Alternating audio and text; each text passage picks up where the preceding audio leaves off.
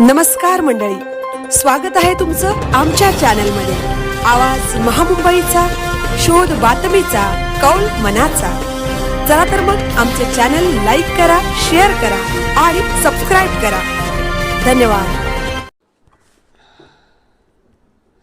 राज्यात वादळी वाऱ्यासह पावसाची शक्यता, हवामान विभागाकडून येलो अलर्ट। गेल्या काही दिवसांपासून हवामानात सतत मोठे बदल होताना दिसत आहेत।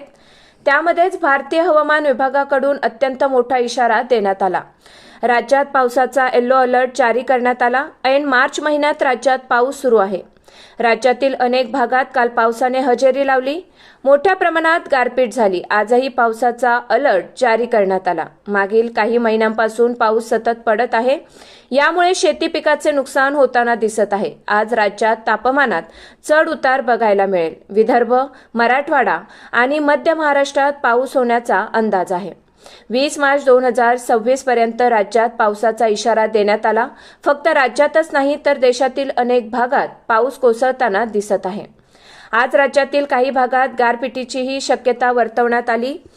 पावसासाठी पोषक वातावरण निर्माण झाले। सांगली, सातारा, पुणे, अहिल्यानगर, रत्नागिरी, रायगड, सोलापूर, सांगली, कोल्हापूर, परभणी, लातूर, धाराशिव, बीड, नांदेड, हिंगोली, नागपूर, वर्धा, यवतमाळ, गोंदिया, भंडारा, गडचिरोली आणि चंद्रपूर येथे 40 ते 50 किलोमीटर वेगाने वारे वाहतील आणि मेघगर्जनेसह पाऊस होईल। यावेळी विजांचा कडकडाट मोठ्या प्रमाणात बघायला मिळेल। या जिल्ह्यांमध्ये भारतीय हवामान विभागाने पावसाचा येलो अलर्ट जारी केला। आवाज महामुंबईचा चॅनलसाठी दिलीप निकम, मुंबई।